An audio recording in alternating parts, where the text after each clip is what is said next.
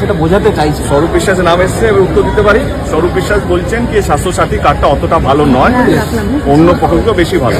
এর উত্তর আমার মনে হয় সবচেয়ে ভালো দিতে পারে অরূপ বিশ্বাস। তিনি রাজ্যের আমাদের মন্ত্রী এবং গত 13-14 বছর ধরে মন্ত্রী, এবং তিনি সমানে স্বাস্থ্যসাথী কার্ড নিয়ে, স্বাস্থ্যসাথী প্রকল্প নিয়ে রাজ্য সরকারের হয়ে গ্রামে গ্রামে প্রচার করেছেন। এবং ওনারই ভাই, ছোট ভাই যদি প্রশ্ন তুলে যে না স্বাস্থ্যসাথী বিমাটা অতটা ভালো নয়, তার উত্তরটা আমার মনে হয় বড়দাদা দেওয়া উচিত। হ্যালো অল, নমস্কার নমস্কার নমস্কার। আজকে একটু ইমার্জেন্সি ভাবে আমাকে লাইভে আসতে হলো, সিরিয়াস কিছু না।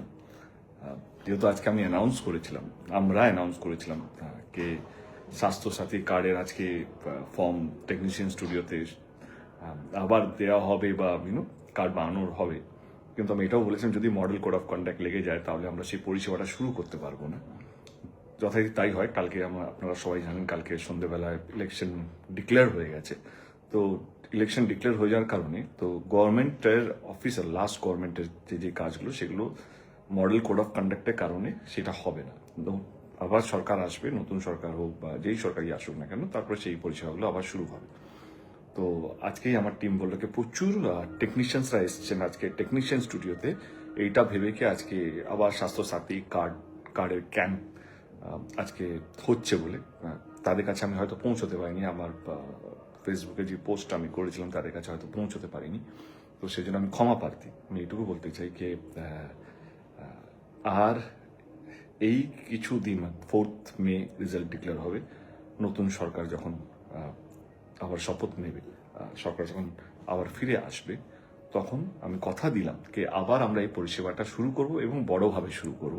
কারণ অনেক জায়গা থেকে আমার কাছে ফোন এসছে, এক্সিকিউটিভ কমিটি থেকে ফোন এসছে তাদের জন্য, যদি স্বাস্থ্যসাথী কার্ড এক্সিবিশন, মানে যারা সিনেমা হলে কাজ করেন তাদের একটা গিল্ড আছে, তারা চাইছে কি স্বাস্থ্যসাথী কার্ড, বা অনেকগুলো মানুষ অনেকগুলো জায়গা থেকে ফোন এসছে কি এইভাবে যদি আমাদের জন্য কাজ করা যায়।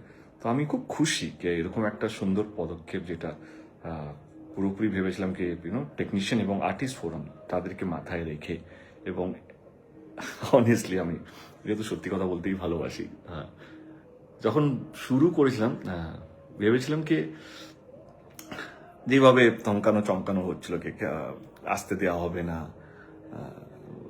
বলা হচ্ছিল, সব স্ক্রিনশটগুলো আছে, মানে সব কটা কি আর বলি, মানে এটা বলেও লাভ নেই যে না এটা আমাদের জন্য নয়, টেকনিশিয়ানদেরকে বোঝানো হচ্ছে এটা আমাদের জন্য নয়, টেকনিশিয়ানদের জন্য অন্য একটা আছে, আমরা অন্যভাবে একটা প্রাইভেট ইন্স্যুরেন্স, আমি কাউকে চ্যালেঞ্জ বা তর্কাতর্কি করছি না। আমি তখনও বলছি, আজকেও বলছি কি এই পুরো মেডিক্লেমটা টেকনিশিয়ানদের জন্য। আমি জানি অনেক টেকনিশিয়ানসরা সক্ষম, তারা নিজেদের টাকা দিয়ে প্রাইভেট একটা বিমা করতে পারে, সেটা করা উচিত। কারণ health is very important factor. মানে আজকের দিনে আমার মনে হয় কি শরীর খারাপ হলে জলের মতন টাকা বেরিয়ে যায়। 5 লাখ টাকা যখন হসপিটালে যান তখন তাদের পরিবার বুঝতে পারে যে 5 লাখ টাকা তখন মনে হয় 5 টাকা, মানে যেভাবে খরচা হয়, টেস্ট এই হই, তো সমস্ত কিছু আমার মনে হয় কি বিমা বেশি থাকলে কোনো অসুবিধা নেই। কিন্তু যেখানে রাজ্য সরকার যে পদক্ষেপটা নিয়েছিল বা যে স্বাস্থ্যসাথী কার্ড বিমাটা শুরু করলো, সেটা আমাদের টেকনিশিয়ানরা কেন পাবে না? যেই টেকনিশিয়ানরা আমার কাছে এসেছিল তাদের কথা দেখেই আমি শুরু করেছিলাম, যেটা বলছিলাম ভাবিনি কি এই সংখ্যা আমরা পাবো। সকাল থেকে শনিবারে যে ভিড়টা ছিল, মানে আপনাদেরকে বলি কি প্রত্যেক কটা শুটিংয়ে যে ফর্মগুলো তারা জেরক্স করে, মানে হাজার হাজার ফর্ম জেরক্স করে আজকে তারা সাবমিট করার কথা ছিল। সকাল থেকে প্রচুর ফোন আসছে কে আমরা ফর্মটা কবে সাবমিট করব, কোথায় সাবমিট করব। আমি এটুকু বলতে চাই যে আজকে যেহেতু মডেল কোড অফ কন্ডাক্ট লেগে গেছে, তো সেই জন্য আমরা ফর্মটা নিয়েও সাবমিট করতে পারবো না। আপনারা ফর্মটা আপনাদের বাড়িতে রাখুন, একবার ইলেকশনটা মিটে যাক। আমি কথা দিচ্ছি মমতা ব্যানার্জির হয়ে, কারণ তিনি সেই উদ্যোগটা নিয়েছিলেন, মাননীয় দিদি আমাদের, তিনি এই উদ্যোগটা নিয়েছিলেন টেকনিশিয়ানদের এই ওয়েলফেয়ারটা বা সুস্থভাবে কিভাবে থাকা যায় সেইটা তার আদেশেই আমরা এই স্বাস্থ্যসাথী কার্ডের ক্যাম্পটা আমরা শুরু করেছিলাম। আর তার নির্দেশেই আমি আবার বলছি কি তিনিই আমাকে বলেছেন কি আবার ইলেকশন শেষ হওয়ার পর তিনি আবার এই প্রকল্পটা বা এই ক্যাম্পটা আবার শুরু করবেন, এবং ভালোভাবে বড়ভাবে কিভাবে করা যায়, এবং সমস্ত মানুষ যারা ইচ্ছুক, এটা কেউ আপনাকে জোর করছে না কি আপনাদেরকে নিতেই হবে, বা এইটাও নয় যারা নিয়েছেন তারা ব্যান হয়ে যাবে বা তাদেরকে কাজে আসতে দেওয়া হবে না, সেটাও হবে না। কারণ আমি আবার বলছি কে সুস্থ থাকা এবং এই সরকারের পরিষেবা পাওয়া, যেই সরকারই হোক না কেন, আমার স্টেট বা অন্য স্টেটের হোক, সরকার যদি দিচ্ছে সাধারণ মানুষের জন্য, তো সেটা সাধারণ মানুষের পাওয়া উচিত। সেইখানে কোনো ব্যারিকেড বা সেখানে কোনো প্লিজ আটকাবেন না। যার ইচ্ছুক তার নিজের ইচ্ছেই যদি আসতে চায় তাদেরকে আসতে দিন। এবং যারা যারা এখন সকাল থেকে টেকনিশিয়ান স্টুডিওতে এসছেন ফর্ম সাবমিট করার জন্য, ফর্ম জমা দেওয়ার জন্য, আমি তাদেরকে অনুরোধ করছি কি ফর্মটা আপনাদের কাছে রাখুন। খুব শীঘ্রই ইলেকশনটা যেহেতু দুটো ফেজেই হচ্ছে, আমার মনে হয় আমি যদি ব্যক্তিগতভাবে বলি, I think it's a good thing কে তাড়াতাড়ি দুটো ফেজে ইলেকশন হয়ে যাবে এবং 4 মে রেজাল্ট চলে আসবে। তারপরে আমরা আবার এই ক্যাম্পটা শুরু করব। থ্যাংক ইউ আমার সমস্ত টেকনিশিয়ান দাদা দিদি বোনেদেরকে পাশে থাকার জন্য। এবং পরশু থেকে অজস্র ফোন পেয়েছি, শুভেচ্ছা, ভালো থাকা এবং অনেক কিছু। আমি এটুকু বলতে চাই, আমি কোনো পাওয়ারের নেশা এটা করছি না, আমি শুধু ভালোবাসার নেশাই করছি। যেই ভালোবাসাটা 20 বছর ধরে আমার টেকনিশিয়ান আমাকে দিয়ে এসেছেন, আমার সঙ্গে থেকেছেন শুটিংয়ে দিনের পর দিন, কখনো বৃষ্টির মধ্যে, কখনো ঝড়ের মধ্যে, তখন মানে কত আমফান বা কত এতে আমরা একসাথে শুট করেছি। তাদের কষ্ট, তাদের ভালো লাগা সেটা আমার থেকে অজানা নেই। এবং আমার কোথাও যেন মনে হয় কে ভয় পাবেন না, ভালো থাকবেন।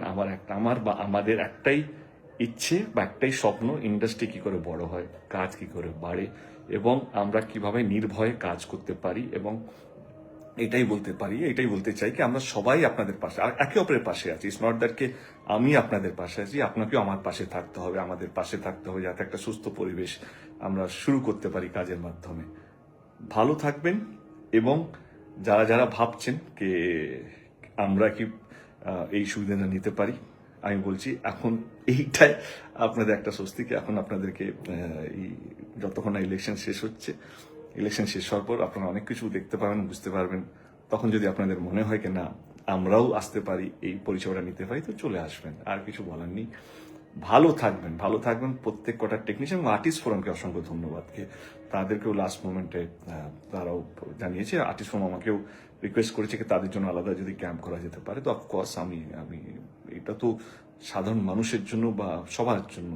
আমি আগের দিনই বলছিলাম কি 7,000 টেকনিশিয়ানের মধ্যে প্রত্যেক দিন যারা কাজ করে তার সংখ্যা হচ্ছে 2 থেকে 2,500। বাড়িতে হয়তো 5,000 মতন তারা বসে আছে বা কাজ পান না, বা তাদের কাছে 2,000 টাকা মেডিক্লেম করা, 1,000 টাকা প্রত্যেক মাসে মেডিক্লেম করাটা কঠিন।